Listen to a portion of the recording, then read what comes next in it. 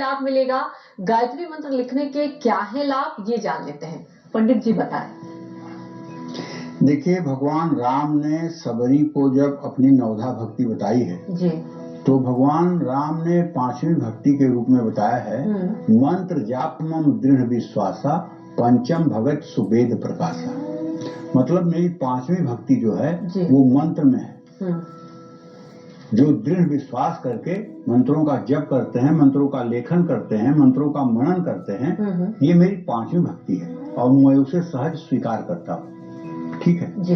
तो मंत्र जाप की तुलना में मंत्र लेखन का फल 100 गुना ज्यादा मिलता है, क्योंकि मंत्र लेखन में हाथ, आंख, मन और मस्तिष्क ये रम जाते हैं, जिससे चित्त एकाग्र हो जाता है और एकाग्रता बढ़ती चली जाती है।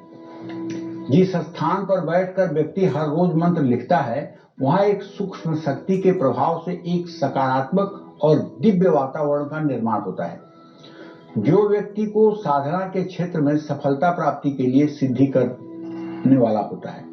मंत्र लेखन से चिंताएं खत्म होती हैं और मन शांत रहता है।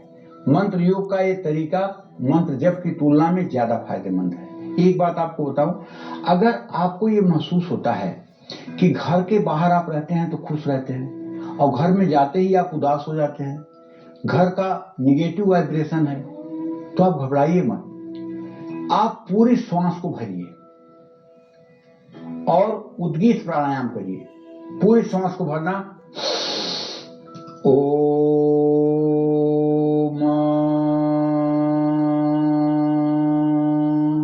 इस तरह से पूरी श्वास को ओम में निकालते हुए 5 बार अगर आप बैठ करके करें पूरा मुंह करके, तो आपके घर की निगेटिविटी बहुत जल्दी खत्म हो जाएगी।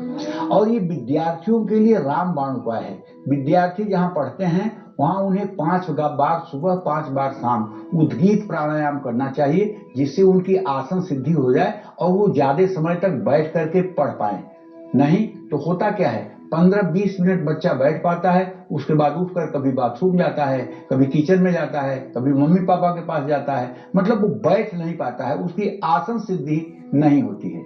और जब तक आसन सिद्धि नहीं होती है तब तक वो चाहे पढ़ाई हो चाहे साधना हो, कहीं भी सिद्धि नहीं मिलती है। आसन सिद्धि होना बहुत जरूरी है और आसन सिद्धि के लिए ये उद्गीत प्राणायाम अगर आप करेंगे, वहां का वायुमंडल अगर सकारात्मक होगा तो निश्चित रूप से आपका मन लगेगा और आप प्रसन्नता पूर्वक पूरे आह्लाद के साथ आप बैठ करके अध्ययन भी करेंगे, साधना भी करेंगे। इसलिए सभी लोगों को चाहिए कि चाहे आप साधना के क्षेत्र में हैं और चाहे आप पढ़ाई के क्षेत्र में हैं, आपको गायत्री मंत्र का जप का आश्रय लेना चाहिए और ओंकार से आपको उद्गीत प्राणायाम करना चाहिए।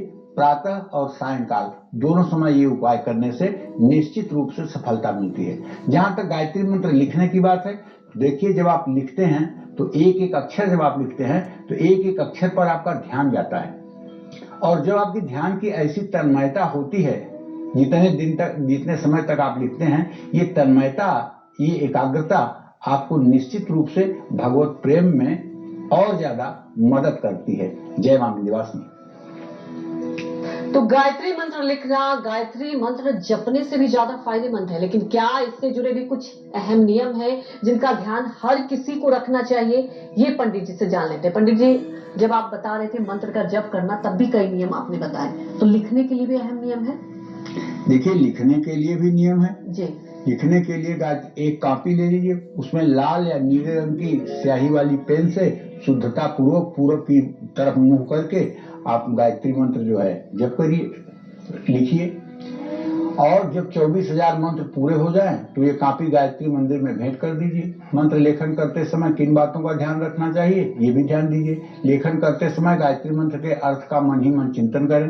मंत्र लेखन में जल्दबाजी न करें, स्पष्ट और शुद्ध मंत्र लेखन करें। जैसे किताब में मंत्र लिख रहे हैं उसकी शुद्धता का ध्यान रखें। मंत्र लेखन किसी भी समय किसी भी स्थिति में अस्वस्थ व्यक्ति भी कर सकते हैं। जय मां विंध्यवासिनी।